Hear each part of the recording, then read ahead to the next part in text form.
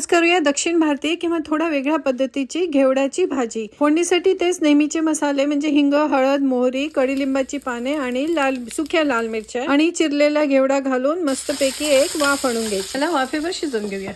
आता भाजीत वेगळं काय आहे तर मी तुरीची डाळ भिजवून आणि वाटून घेतली आहे। त्याला आता थोडंसं तेल घालून मायक्रोवेव्ह मध्ये वाफवून घ्यायचं। दक्षिण भारतात ते लोक कुकर मध्येच वाफवून घेतात, पण मायक्रोवेव्ह मध्ये माझं काम होतं आणि पटकन पण होतं। तेव्हा आता थोडंसं तेल घालूया,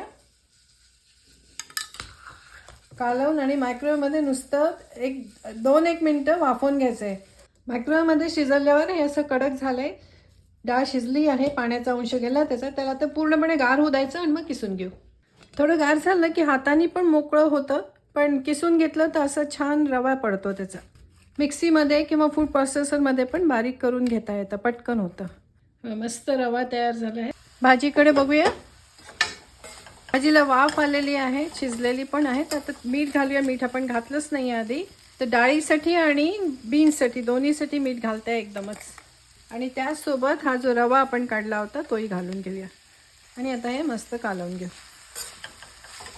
तर नेहमीच्या भाजीपेक्षा थोडीशी वेगळी भाजी होते। आता तुम्ही म्हणाल आम्ही पण पीठ पेरून वगैरे करतोच, पण हे असं थोडा वेगळ्या प्रकारे करून बघा, तुम्हाला आवडेल।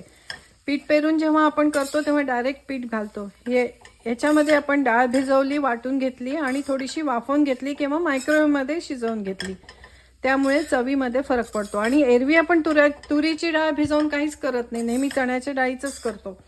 आता एक वाफ आली की भाजी तयार। भाजीला मस्त वाफ आली आणि सुगंधही खूप छान येतोय। तर कधीतरी गंमत म्हणून अशी भाजी करून बघा, मला खात्री आहे तुम्हाला आवडेल। ही मधल्या वेळी नुसती खायला पण खूप छान लागते।